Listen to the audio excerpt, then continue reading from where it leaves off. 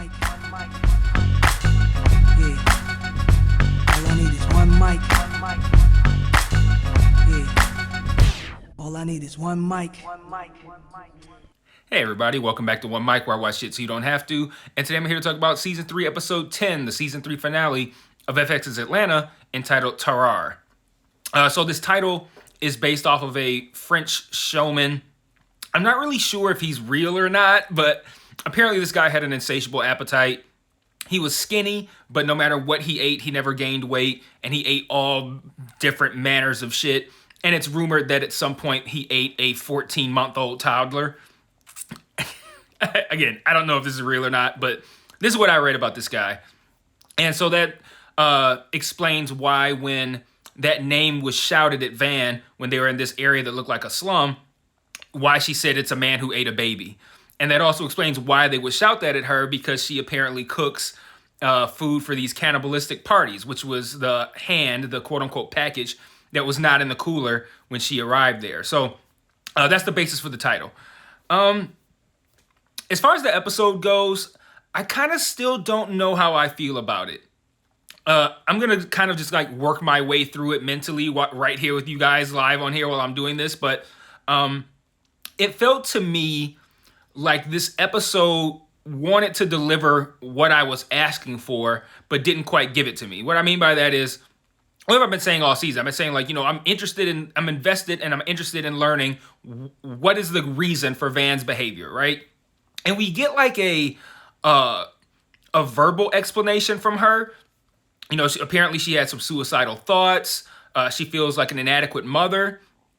And all these things can resonate. But the problem is we don't get this until the very last scene.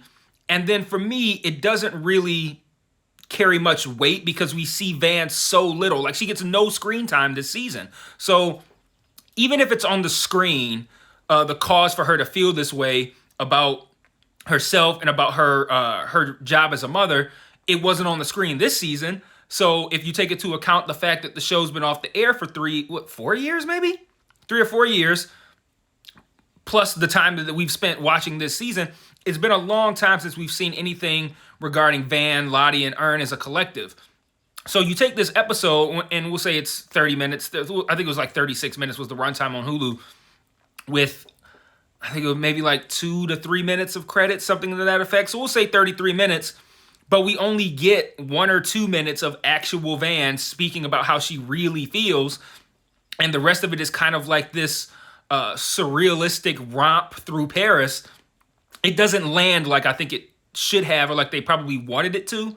I didn't hate the episode. It was weird. All the things that take place in this episode. If you're someone who is coming to this show for grounded episodes, you had a very shitty season because there wasn't very many of those. But I am perfectly fine with spending some time outside of reality and outside the confines of what is real or what could be real, and doing things that are just weird. I'm totally on board with that if I feel like it's the means to an end.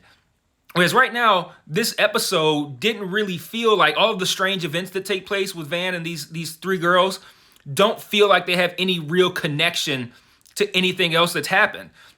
It's not tied to the main cast, because we barely seen the main cast this season, although I do count Van as part of the main cast.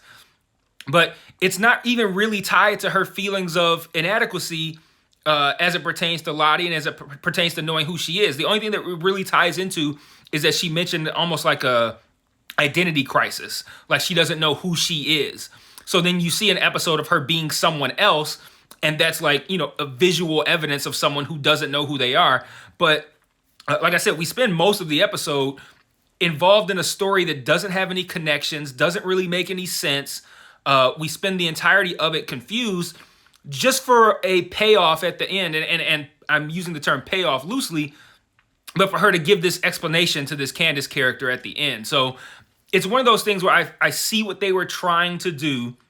Because again, this show likes to swing for the fences with these steps in and out of reality and with these anthology episodes. But again, for me, it largely didn't land because of the fact that it doesn't have too much. It has virtually no connection, a very thin connection to everything else that's existing within this show.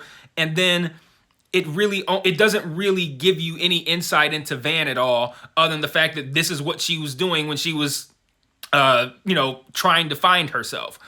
And I think it just doesn't land for me when, and if you've watched my videos, not even Atlanta, but as a whole, like if you're a fan of this channel, you know that I talk a lot about finding things out via dialogue rather than it being on the screen. And so I don't like the idea of a whole episode that is like, okay, here's what Van has been up to, and it's very surrealistic, it's very strange. And then at the end, we get like a monologue that's like, okay, here's what's going on with her. Like, that's unsatisfactory to me. I want to see Van experiencing things that would make her question her own motherhood, that would make her question who she is. And we don't see that because they didn't give Van any screen time this season. So all in all, I think like this episode and this season is going to be very divisive among the fans. Now we've got the final tally. We got 5 episodes that were anthologies that didn't feature, I would say, the male part of the main cast, and then 5 episodes that did. And make no mistake, I have no issues with the anthology episodes in the sense of like having anthology episodes. I don't have a problem with that. If somebody told me before the season started, they were like 5 episodes are going to be like Atlanta, and then 5 episodes are going to be, I don't want to say like Atlanta, because these anthology episodes are very much Atlanta-like. So I'm going to rephrase that and say 5 episodes are going to feature the main cast and 5 are going to be anthology episodes that aren't going to have the main cast at all. I'd have been in on that. Like, I have no problem with that. My problem with the anthology episodes is I think a lot of them, the creators felt like they were going for something bigger and more profound than what actually ended up on the screen. A couple of, like I say, of the 5, like this one, I'm kind of like torn on. I don't want to say indifferent because I feel like that's almost worse than saying it's bad, and I don't want to do that. But I don't feel passionately one way or the other about this episode. And then there's like 2 of them I liked and 2 of them I didn't. So basically, I think it's going to be a divisive season. If you're somebody who doesn't like the fact that they even had anthology episodes, you're going to hate this season. For me, it was the fact that, like I said, my main complaints this season have been the anthology episodes not really having any real substance. It's like people are enamored with this idea of like, they're doing something different. I understand it. That makes me smart. So now I can say, oh, if you didn't like it, you must not get it. There's not a lot of weight here in the sense of like things that are difficult or easy to understand. It's very surface level what they're doing in a lot of these episodes, and the ones I liked are the ones that weren't as obvious. So I don't think that the anthology episodes existing is a knock against the season. I just think that a few of them just aren't really any good, or they think that they're swinging for something a lot bigger than what's actually landing. So, but if you could be somebody who just loved every episode. I don't know, but I know that now the season's over, and I've gotten my fair share of shit over the criticism that I've given some episodes. Looking back on the season, looking back on the various forms of discussion that I've seen regarding the season, I've actually haven't seen too much talk on Twitter, and it's mainly because the way my week is set up, I don't spend a lot of time on social media Thursday night and Friday during the day, so I don't really see too much of what people are saying about the show on Twitter. But as far as what I've seen personally, I have seen my close group of friends who have been largely unsatisfied, and I've seen reviews, like, critic reviews, and the critic reviews also seem to be largely unsatisfied. So I'm not somebody who takes critic reviews into account, nor should you be one of those people either. All you need to worry about is whether or not you liked it. But all that to say, if Twitter is like, I fuck with this season heavy, I still have a whole lot of real life people and a whole lot of critics who are very skittish about it. So therefore, divisive, indisputably divisive. That's just fact. I have a lot of people who don't like it, and I don't really know a lot of people who did like the season as a whole, but that just means I just haven't seen them. I've definitely seen, another group of people that I can take from are the people who were in the comments on my videos. And the video where I shit on episode 7, Trinity to the Bone, was like, that was just over the top. Like, people were really upset about me not liking that episode for whatever reason. But for the most part, the comments kind of seem to be aligned with me for the most part when I don't go super hard in one direction. people seem to just generally kind of be like, yeah, it's not really for me, or I'm not really enjoying it that much. So I want to talk a little bit about the episode before I wrap up, because right now I've only really been talking about kind of like the show as a whole. So a couple things I want to mention about the episode. I love Alexander Skarsgård was in it. I love Alexander Skarsgård, period. I don't know. I've loved him ever since True Blood. I've seen a lot of the stuff he's done since. He's just enjoyable to watch, and he's enjoyable in this episode. I love the whole the setup of him being caught with, like, what was that, crystal meth or some shit, and like this crack pipe, and then the confrontation at the dinner party, and then Van spits in his face, and then when he goes into the bathroom, I thought he was, like, you see him vigorously leaning over the sink and rubbing his hands or whatever. I thought he was washing his hands and also washing his face, washing the spit off. Then I'm like, wait a minute, and I hear the sound. I'm like, yo, he's looking at himself with the spit on his face, jerking off. So he has some kind of humiliation kink, which I don't kink shame either, but that's just funny to me that, because he doesn't play, it's not Alexander Skarsgård playing a guy. He's supposed to be Alexander Skarsgård. So the idea that he has a kink fetish, I think is pretty interesting. I also loved everything involving that baguette bread, because I noticed it right away. I'm like, why does she have this massive baguette in this bag? And then maybe like within not even 30 seconds after I had that thought, they talked about it on screen. Like, why she got that baguette? And I love the line of, like, maybe a security bread. She doesn't feel French enough without it. I thought that was a great line. I also thought another great line was when Alexander Skarsgård at that party, right before she spits in his face, he's coming downstairs and he's like, don't ever do that again. He's like, I might lose the Baby Shark movie now. And the idea of Alexander Skarsgård being any way involved in a Baby Shark movie is hilarious to me. I also have to briefly, and this is going to tie into something else as well, but there's a bonus scene if you didn't watch. So the credits roll after this incredibly long scene of one of the main girl who wasn't Van. Her name was Candace. I think Sosha was one, and then I think Shanice was the other one. But the one who looks like Tasty from Orange is the New Black.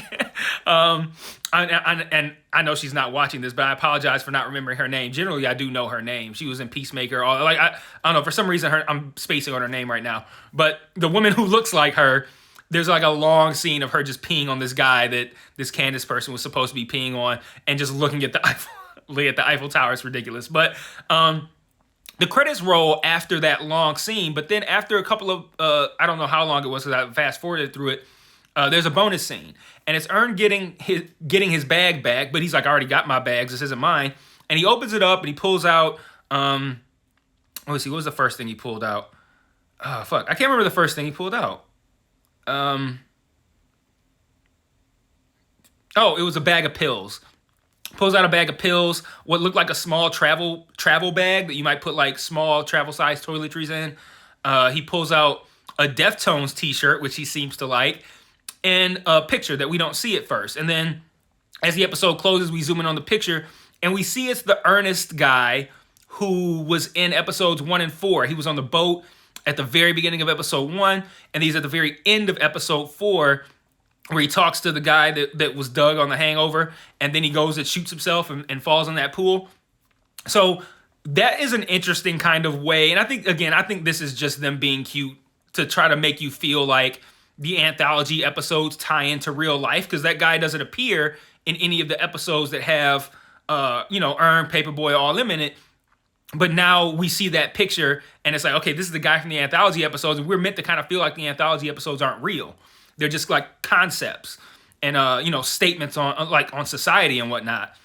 So this is a nice little cute way of like leaving you almost with something of a cliffhanger. Like, are the anthology episodes really happening? Like, something like that. But cute little scene. But this guy that plays this Ernest character, it makes me wonder too, when Ern takes the shirt, the Deftones shirt, it's like you would think that Donald Glover, Childish Gambino, whatever you want to call him, wouldn't necessarily be a big Deftones fan. It makes me wonder if these two are almost kind of like the same person to a degree, just with different lifestyles or upbringings or whatever, and like the bizarro versions of each other, kind of. But One last thing I want to talk about is let me see, I got 15. Okay, cool. The placement of this episode. And when I say the placement, I don't mean the placement of the episode as the finale. I mean the placement as far as like where this fits in the timeline.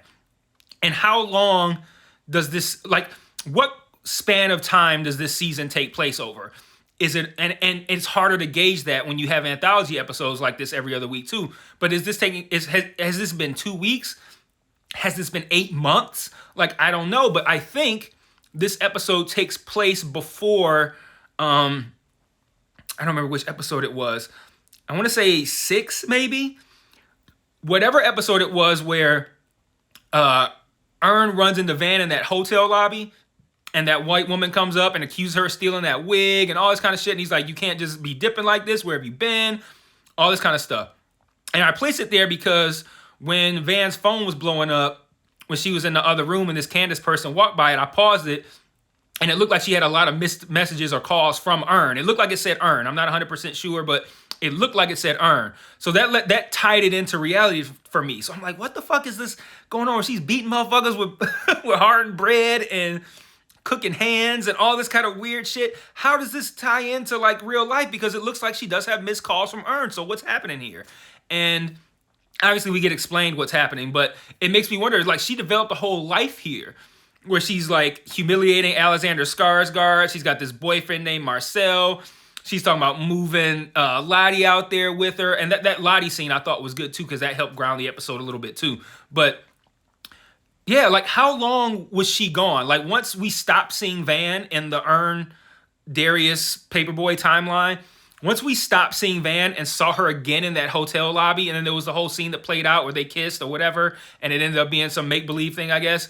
How much time passed where she was able to go to Paris and create a life there, where she's like got a job, she knows Alexander Skarsgård, she's got a boyfriend? Like, how long of a time did this take place? Or am I reading too much into it and I should ignore that, because clearly this episode is not completely grounded in reality, so why am I trying to put a time frame to it? But it's something you have to ask when they bring it to the forefront by tying it, by showing the Earn missed calls. So yeah, wondering about that, where that ties into the rest of the season.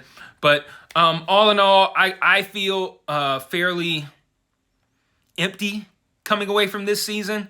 It wasn't what I was hoping for. It was still Atlanta, but it didn't feel as fresh and creative and smart as it normally does. It felt like it was going for that. And you guys have told me in the comments multiple times, like, it was written in 2019 or whatever. That's why the subject matter feels dated. At the end of the day, the reason doesn't matter.